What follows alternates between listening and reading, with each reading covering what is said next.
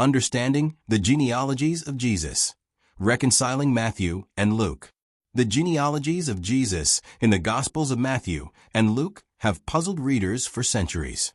At first glance, they seem to contradict each other. Matthew presents Joseph as the son of Jacob, whereas Luke names Joseph as the son of Heli. Beyond that, the long ancestral lists differ in major places, especially after King David. These differences, however, are not contradictions.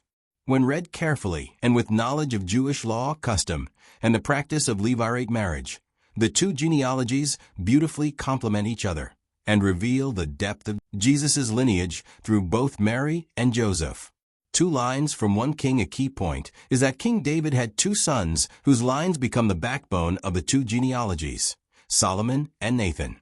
Matthew follows the royal, kingly line through Solomon, emphasizing Jesus' right to the throne of David from a secular, political, and physical line. Luke, on the other hand, follows the line of Nathan, showing the legitimate, covenantal, and legal ancestry of Jesus. These are not accidental differences. They serve different theological purposes. Joseph, son of Jacob and son of Heli. The first major question arises from Matthew 1 verse 16 and Luke 3 verse 23. How can Joseph be the son of Jacob in one gospel and the son of Heli in another? The answer is rooted in Jewish Levirate marriage, a law in which a man marries his brother's widow to raise children in the name of the deceased brother. In this case, Mathat married a woman named Shusha and fathered Heli. Mathat died. Mathan, a different man, not the same person, then married the same woman and fathered Jacob. Thus Heli and Jacob were half-brothers, sharing one mother but having different fathers. Heli, the older brother, died childless. According to the law, Jacob married Heli's widow to raise up seed for Heli. The child born from that union was Joseph. So, by the flesh, Joseph is Jacob's son. By the law, Joseph is Heli's son. This resolves the apparent contradiction directly and naturally.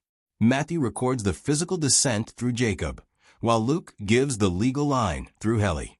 Mary's lineage and the house of David. The early Christian explanation I shared also highlights that Mary herself descended from the house of David. She is described as the daughter of Joachim, who descended from Kesra, the brother of Mattat, both from the tribe of Judah through David's son Nathan. This makes Mary and Joseph related at the third generation, which was fully acceptable after the Babylonian exile, because Jewish custom shortened the forbidden marriage. Range from 7 generations to 3. This also means that Matthew traces Jesus' descent through Joseph's physical line from Solomon. Luke traces Jesus' descent through Mary's family and Joseph's legal, not biological, relation to Heli, rooted in Nathan's line. Together, they affirm that Jesus is genuinely son of David, through both the kingly and the prophetic branches of David's house. The Shealtiel Zerubbabel question. Another challenge is the differing ancestry of Shealtiel and Zerubbabel.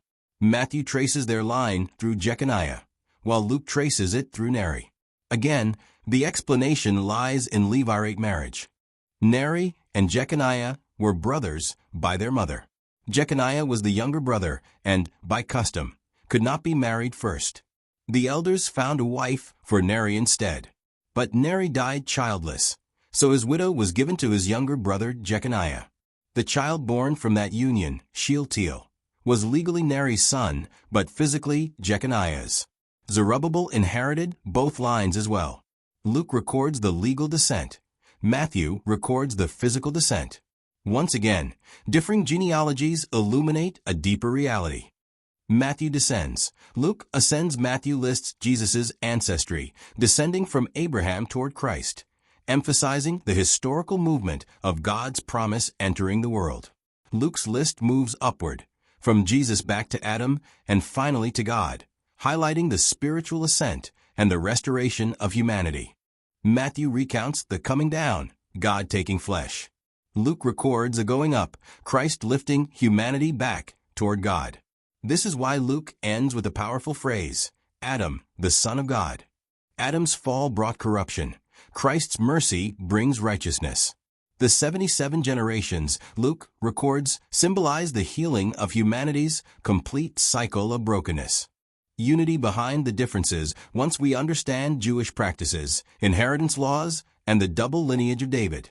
The two genealogies become entirely harmonious. They show that Jesus stands at the convergence of the kingly line of Solomon, the prophetic line of Nathan, the legal rights passing through Levirate marriages, and the biological descent preserved through Joseph and Mary. Far from contradiction, the two Gospels reinforce one truth from two angles. Jesus is the true son of David, the rightful heir by both law and lineage.